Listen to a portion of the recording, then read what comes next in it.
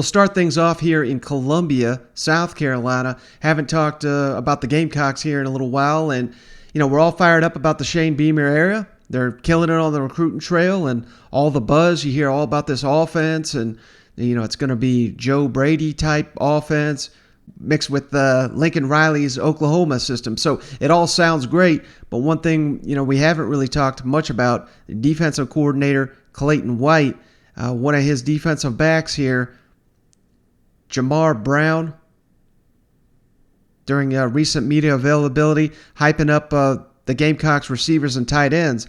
But more importantly, he really did a number on this defense. Bold comments here from Brown. So let's kick it over to him. Again, this is Jamar Brown.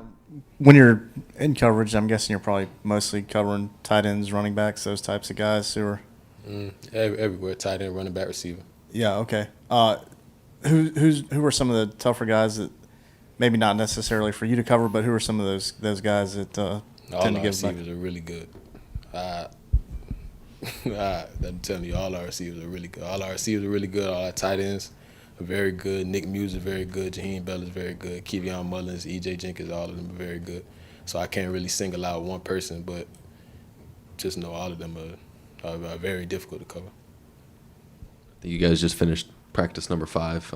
What are some early returns on your impressions of Coach White's defensive scheme and some guys that are maybe standing out to you? No one will figure this defense out. Not one offense that we play will figure this defense out. This defense is fun to play. It's fun to be in. It's complex. It's all over the place. It's really fun to play. It's really fun to play in. And offensive guys are, like I said, just like I said about our receivers, and our running backs and tight ends. Like there's no one that's really standing out. Like the whole offense is pretty good. So that's I have to leave it at that one.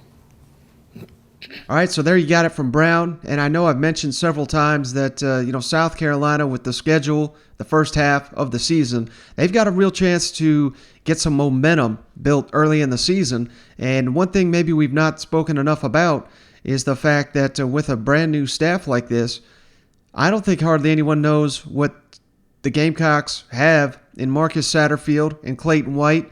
And that's not necessarily, I'm not saying one way or another it's, outstanding or terrible. I mean, it could be anywhere in between that as well. But, that is an advantage that South Carolina is going to have early in the season with so many transfers being brought in, with new coaching staff.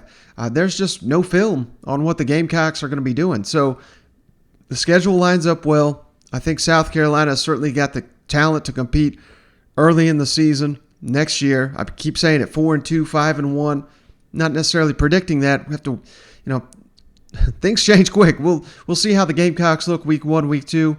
But right now, I'm seeing a lot of wins potentially on South Carolina's schedule early in the season. And the fact that here you got players touting up what this defense is going to look like, what some of these players on the offensive side are going to look like. The momentum, positive buzz there in Columbia, South Carolina.